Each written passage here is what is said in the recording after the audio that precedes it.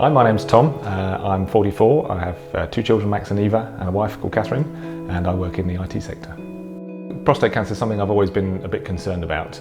My dad was diagnosed when he was 50, and his father also had prostate cancer in his sort of mid to late 70s. So it was always a concern for me. At work, my health assessment benefit is one of the things we get provided for free as part of our employment package. And I'd had health assessments before at previous companies and was quite a fan of kind of having an MOT fairly regularly, so I was keen to kind of take it up. So I got a call back from the GP about 3 weeks after my examination, when I was on holiday actually, to say that my PSA was higher than expected, and then she referred me on to another specialist. The MRI showed that I had a mass in my prostate, and that was indicative of prostate cancer.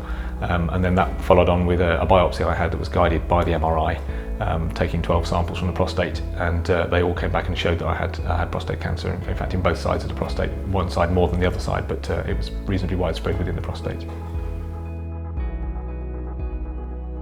When I heard the word cancer, I reacted probably in a less shocked way than perhaps I thought I would have done, because I knew my dad's situation. I knew he'd been diagnosed and had been living with it for 20 years, albeit with treatments and stuff. I kind of knew what to expect, and I knew that it was a treatable cancer. I knew it wasn't necessarily a death sentence, so I opted for the surgical option and opted for a robot-assisted radical prostatectomy. It was difficult to know how to kind of describe what was going on to the children, because they're quite different in age. Max is 10, and so he was old enough to kind of understand what was going on. I didn't want to hide it from him. I wanted him to kind of understand what I was going through and what I'd been diagnosed with, without scaring him or worrying him too much.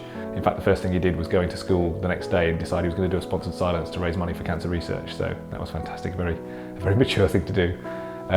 With Eva, I don't think she really understands what's going on. She's only 4, or she's only 3 when I was diagnosed, so she knows Dad had been in hospital and was off work for a little while and had a poorly tummy, but beyond that she doesn't really understand.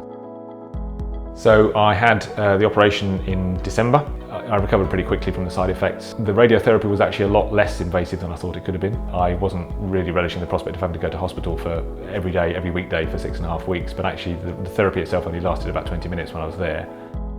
I think the thing that got us through the kind of bad days was the support of friends and family, particularly obviously Catherine, my wife, and the kids were fantastically supportive. I couldn't have done it without them. Tom has been amazing throughout the whole process. He's been very pragmatic about everything he's had to go through. He's dealt with it, we both did. It's hard to explain what it's like to be supporting somebody else, because I felt like I was supporting Tom and I was also looking out for our children. And lastly, I was thinking about me. You're always there if they need you, but they don't always want to talk about it, which is what I've learnt, and Tom came into that category. He would like to just get on with things. You have to be there for them if they want to talk about it. So advice for other people in my position, I'd say it is treatable, it is survivable, and I guess the main thing is if you've got any kind of family history of prostate cancer, particularly being diagnosed young, then just get tested. What's good about health assessment is it gives you a complete body MOT, so you get tested for all sorts of things like cholesterol, you get your ECG, and then you also get to spend some quality time with the GP and discuss any health concerns that you've got. So no, I think without the health assessment I could have easily gone a lot longer without being diagnosed.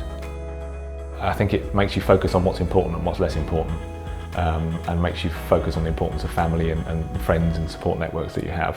I've always been reasonably keen on staying fit, but I think this really focuses your mind on making sure that you do what you can to make sure you stay as fit and healthy as you can for as long as you can.